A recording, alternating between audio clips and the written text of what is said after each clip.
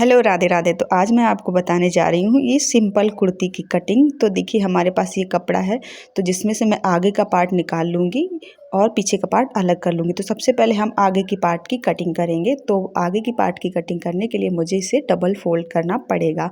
तो आप नीचे का घेर जितना रखना चाहें आप उतना रख सकते हैं। मैंने यहाँ पे 12 रखा है, तो मैंने नाप के 12 कर लिया था। अगर आपको ज़्यादा नीचा का घेर रखना है तो आप उस हिसाब से कर सकते हैं। तो मैंने 12-12 किया है, क्योंकि ट्राउज़र कुर्ती बनने वाला है तो उस हिसाब से मैंने इसका घेर रखा है।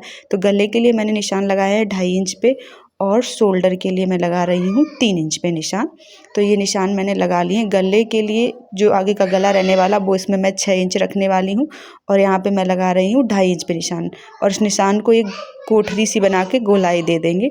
अब यहाँ पे लगा रही हूँ मैं 6.5 इंच पे निशान, और यहाँ पर भी मैं लगा रही हूँ 5.5 पे। इस तरह से यहाँ पे मैं लगा रही हूँ 1.5 इंच पे निशान। फिर इस तरह से इसकी गोलाई दे दूँगी।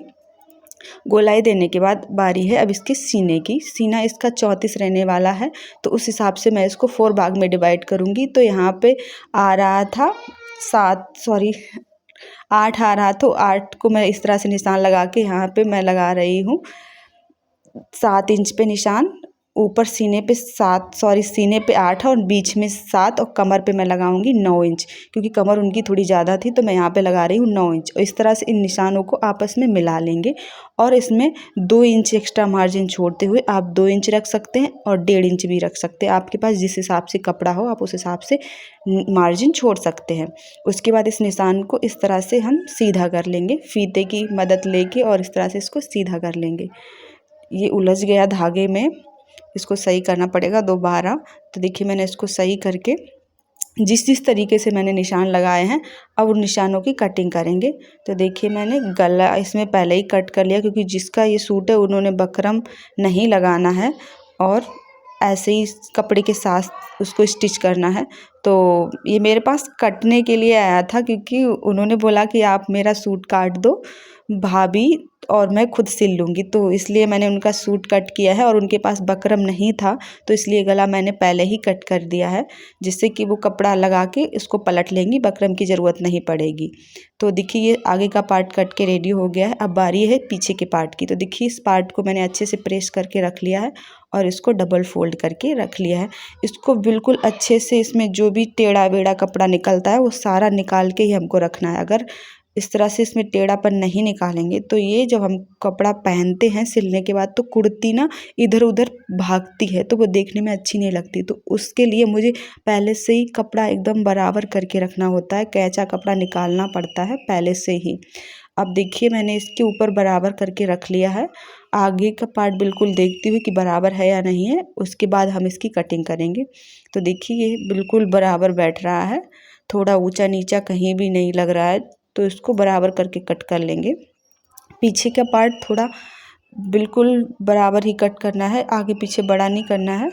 और जो हमारी आर्म मोल्ड रहती है वहाँ पे थोड़ा बढ़ा के कट करना पड़ता है, बाद बाकी बिल्कुल वैसा ही रहता है। तो देखिए इसमें मैंने थोड़ा बढ़ा के ही कट किया था, ज़्यादा बढ़ा के नहीं कट किया था। अब इसमें से कम कर देंगे, थोड़ा थोड़ा बीच में ही कम करना है, और साइड साइड पे नहीं कम करना था, और बीच में निशान लगा लेंगे इस तरह से। अब देखिए इस पीछे के गले को भी कट करना पड़ेगा। अगर वो बकरम लगाती हैं तो ठीक है, अगर बकरम नहीं लगाती हैं तो इसको इसी में कट करना पड़ेगा। तो बस मैंने आगे का कट कर दिया था, अगर उनको करना है तो वो पीछे का भी इसी हिसाब से कट कर सकती हैं। तो अब बारी है हमारी आस्तीन की। तो इस बचे हुए कपड़े से हम अभी आस्तीन निकालेंगे। तो देखिए मैंने 4 फोल्ड करके रख लिया है। उनको आधा आस्तीन चाहिए था, जिसको पौन आस्तीन बोलते हैं। तो इससे उस साइड से तो निकल नहीं रहा था, इस साइड से हमें निकालना पड़ेगा, क्योंकि हमें जितनी लंबाई चाहिए थी उतनी नहीं निकल रही थी। तो इस तरह से मैंने 9 इंच पे निशान लगा लिया है। अभी मैंने 9 इंच पे निशान लगाया, और लंबाई के लिए मैं 11 इंच पे निशान लगा रही हूँ, जिससे कि पलटने में आधा इंच 1 इंच चला जाएगा और 10 बचेगा। तो इस तरह से मेरे कोष्टक बना लिए, वहाँ पे मैं 3 इंच पे निशान लगा रही हूँ। 3 इंच पे निशान लगाने के बाद इस तरह से आस्तीन का शेप दे देंगे, और यहाँ पे मैं लगा रही हूँ 3 इंच पे। इस तरह से यहीं तक शेप देना है, और इस तरह से इसको कट कर लेना है। तो देखिए मैंने जो आस्तीन है उसकी भी कट कर ली है, इस तरह से मैंने इसको कट किया है। अब बारी है इसको भी छाटने की। तो यहाँ मैं बीच में निशान लगाऊंगी, क्योंकि ये बीच में रहने वाला है, और इस तरह से कट के देख रही हूँ, क्योंकि मैंने किसी को देखा था कि इस तरह से कट करता है, पर मुझे समझ में नहीं आया, तो मैंने अपने ही स्टाइल से कट कर दिया है।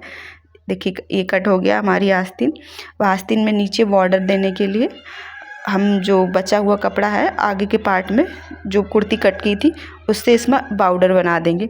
अब इस बचे हुए कपड़े से हम गले के लिए पट्टियाँ निकालेंगे। जो हमने गला कट किया है ना, उसको पलटने के भी तो कुछ चाहिए होगा, तो एक पार्ट तो यहाँ से निकल आएगा और एक पार्ट के लिए हमें कपड़ा जॉइंट करना पड़ेगा। तो जो कपड़ा पड़ा हुआ है इसको जॉइंट करके इससे गला बना लेंगे। तो थैंक यू फॉर वॉचिंग।